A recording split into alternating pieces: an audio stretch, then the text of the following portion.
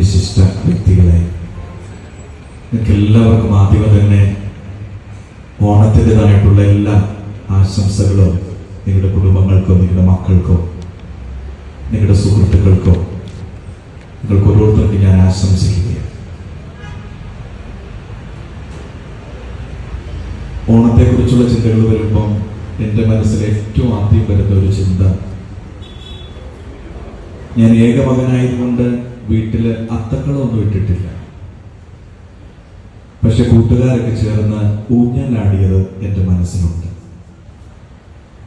പിന്നെ മനസ്സിലേക്ക് വരുന്നത് അടി കിട്ടിയ ഒരു ദിവസത്തെക്കുറിച്ചുള്ള ഓർമ്മകളാണ്. ഓണത്തിൻ്റെ ദിവസം, അത് ഓണത്തിൻ്റെ തലേദിവസമാണെന്നാണ് തോന്നുക. ഞാൻ കണക്കിൽ മിടുക്കനായതുകൊണ്ട് എനിക്ക് ട്യൂഷൻ എൻ്റെ അമ്മ അറേഞ്ച് ചെയ്തിട്ടുണ്ടായിരുന്നു. പക്ഷെ പുലികളി വന്നപ്പോൾ ആ പുലികളിക്കാരുടെ കൂടെ ഞാനും ഒന്ന് കൂടി, പുറകെ കൂടി. കുറെ ദൂരം ചെന്ന് കഴിഞ്ഞപ്പം എൻ്റെ പിറകെ എൻ്റെ അമ്മ വരുന്നുണ്ടായിരുന്നു. അമ്മയുടെ കയ്യിൽ ഒരു വടിയുമുണ്ട്. കുറെ ദൂരത്ത് നിന്ന് എൻ്റെ വീട് വരെ എൻ്റെ അമ്മ എന്നെ അടിച്ചു എന്നുള്ളതാണ്. പക്ഷെ ആ അടിയുടെ വേദനകളൊക്കെ എൻ്റെ ജീവിതത്തിലെ ഉയർച്ചയുടെയും ഒക്കെ ഒരു അവസരമായിട്ട് എനിക്ക് പിന്നീട് തിരിച്ചറിയാനായിട്ട് കഴിഞ്ഞു എന്നതാണ്. ഓണത്തെക്കുറിച്ചുള്ള ചിന്തകൾ വരുമ്പോൾ നമ്മളെല്ലാവരും ഒന്നാണെന്ന് നമ്മളെ ഓർമ്മപ്പെടുത്തുന്നതല്ലേ ഓണം. ഹിന്ദുവും മുസൽമാനും ക്രിസ്ത്യാനിയും എല്ലാവരും ഒറ്റ ചങ്കുള്ളവരാണെന്ന് ഓർമ്മപ്പെടുത്തുകയാണ്. ഓണത്തിൻ്റെ ഒരു വൈബാണ് ഇപ്പോഴത്തെ, കുറച്ചും കൂടെ ട്രെൻഡായിട്ട് പറയുകയാണെങ്കിൽ ഒരു ഓണം മൂഡിലാണ് നമ്മളെല്ലാവരും ആയിരിക്കും. ഇതൊരു ഐക്യത്തിൻ്റെ ആഘോഷമാണ്. നമ്മളൊന്ന് ചിന്തിച്ചാൽ ഈ ഓണത്തോടനുബന്ധിച്ചുള്ള എല്ലാ മത്സരങ്ങളും വള്ളംകളി ഏറ്റവും പ്രധാനമാണ്. ആ വള്ളംകളിയിൽ അതൊരു കൂട്ടായ്മയുടെ ഒരു ഐക്യത്തിൻ്റെ മത്സരമാണ്. ഒരുവൻ മാത്രം തുഴയെറിഞ്ഞാൽ അവന് വിജയം നേടില്ല. ഒരുമിച്ചുള്ള മുന്നേറ്റമാണ്. പിന്നെയുള്ളത് അത്തക്കള മത്സരം. ഇവിടെ മനോഹരമായിട്ടുള്ള ഒരു അത്തക്കളം ഇവിടെ നമുക്ക് വേണ്ടി ഒരുക്കിയിട്ടുണ്ട്. ഇത് ഏതെങ്കിലും ഒരാൾ മാത്രം ചെയ്തതാണ് എന്ന് ഞാൻ കരുതുന്നില്ല. ഇതിലൊരു കൂട്ടായ്മയുണ്ട്, ഇതിലൊരു കൂടിച്ചേരുന്നുണ്ട്. അവിടെ വീണ പാത്രത്തിനാണെങ്കിലും അവിടെ ഒരു കൂട്ടായ്മയുണ്ട്. എല്ലാം ഒരുമിച്ചല്ല വീണത്.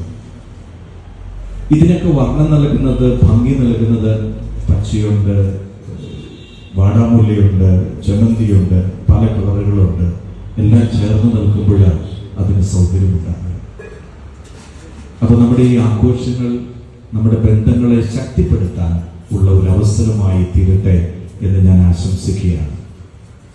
നിർമ്മിത ബുദ്ധിയുടെയും ആർട്ടിഫിഷ്യൽ ഇന്റലിജൻസ് ഒക്കെ വരുമ്പോൾ ഒത്തിരി നമ്മൾ ആർട്ടിഫിഷ്യലായി പോയിക്കൊണ്ടിരിക്കുകയാണ്. ഇവിടെയാണ് കുറച്ചുകൂടെ ഹൃദയ ബന്ധങ്ങൾക്ക് സ്ഥാനം നൽകണം എന്നൊരു ഓർമ്മപ്പെടുത്തൽ ഈ ആഘോഷങ്ങളൊക്കെ നമുക്ക് നൽകുന്നത്. ഹൃദയങ്ങളും ചേർത്ത് പിടിക്കാൻ നമുക്ക് കഴിയട്ടെ. ദീപികയാകുന്ന ഈ കുടുംബം എന്നും സമൂഹത്തിന്റെ മുമ്പിൽ ഒരു പൂവിളിയായിട്ട് വരണം. തീർച്ചയായിട്ടും അനേകരുടെ കുടുംബങ്ങളെയും അനേക ജീവിതങ്ങളെയും എല്ലാം ഉണർത്തുപാട്ടല്ലേ ഈ ഒരു ദീപിക ഓരോ പ്രഭാതത്തിൽ നൽകുക. അതിന്റെ പിന്നിൽ ഒത്തിരി പ്രയത്നമുണ്ട്. ചെറുതും വലുതുമായിട്ട് അവസാന നിമിഷം ഞങ്ങളുടെ കൈകളിലേക്ക് ആ ദീപിക പത്രം കിട്ടുന്ന ആ നിമിഷം വരെ ആ യാത്രയിൽ പങ്കുചേർന്ന ഒത്തിരി പേര്. അതിലേക്ക് കണ്ണികളാണ് നിങ്ങൾ ഓരോരുത്തരും. ഈ കണ്ണികൾ കുറയാതെ കൂടുതൽ ശക്തിയോടുകൂടി മുന്നേറാൻ, ഒരു പ്രതീക്ഷയുടെ ഒരു പൂവിളിയായി മാറാൻ, അനേകരുടെ ജീവിതങ്ങളിൽ എന്നും പൂവിളിയും സന്തോഷവും ഒരു അത്തക്കളവും ഒരു വർണ്ണവും ഒരു ഉണർത്തുപാട്ടും ഒക്കെയായി മാറാൻ ഈ ദീപിക കുടുംബത്തിന് കഴിയട്ടെ എന്ന് ആശംസിക്കുകയാണ്. നിങ്ങളെ കൂടുതൽ സർവേശ്വരൻ അനുഗ്രഹിക്കട്ടെ. നിങ്ങളുടെ കുടുംബങ്ങൾക്കും നിങ്ങളുടെ മക്കൾക്കും നിങ്ങളുടെ ജീവിത പങ്കാളിക്കും എല്ലാം ഈ ദിനത്തിന്റെ എല്ലാ പ്രാർത്ഥനകളും നേരുന്നു. ദൈവം നിങ്ങളെ